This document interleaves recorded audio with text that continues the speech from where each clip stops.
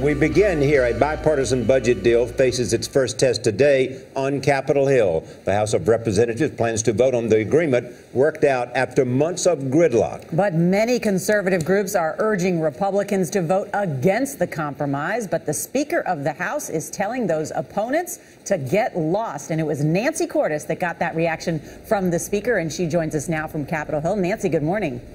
Good morning, Nora and Charlie. Yeah, it's rare for the House Speaker to lash out against groups from his own party, but after they bashed yet another compromise that had been worked out by party leaders, he had had enough.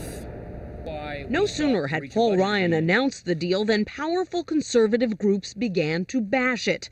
Americans for Prosperity called it bad policy and bad politics. Heritage Action called it a step backwards and urged conservatives to vote no, angering the party's leader, John Boehner. Mr. Speaker, most major conservative groups have put out statements blasting this deal. Are you worried that the groups that came out and opposed it before they ever saw it? Yes, those groups. Are you worried that their opposition? They're using our members and they're using the American people for their own goals. This is ridiculous. Listen, if you're for more deficit reduction, you're for this agreement.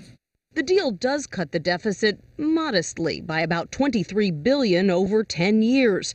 But those savings only come in the later years. It's sort of like the wimpy saying, I'll gladly pay you Tuesday for a hamburger today. Republican Senator Rand Paul of Kentucky says he'll vote no, which puts him at odds with his possible 2016 Republican presidential rival. Do you think Paul Ryan made a mistake by cutting this deal? Yeah, the status quo is better. It sends the wrong message to the stock market, the wrong message to the world. It says we're not serious about our debt. But many of his fellow conservatives told us they'll take this deal and try for more in the new year. Well, I think it's a positive step forward. It's not all that I would prefer seeing, but overall it's a net reduction.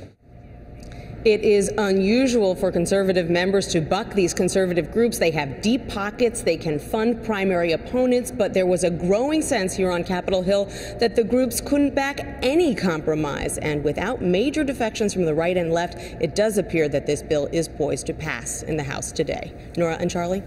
Nancy, thanks.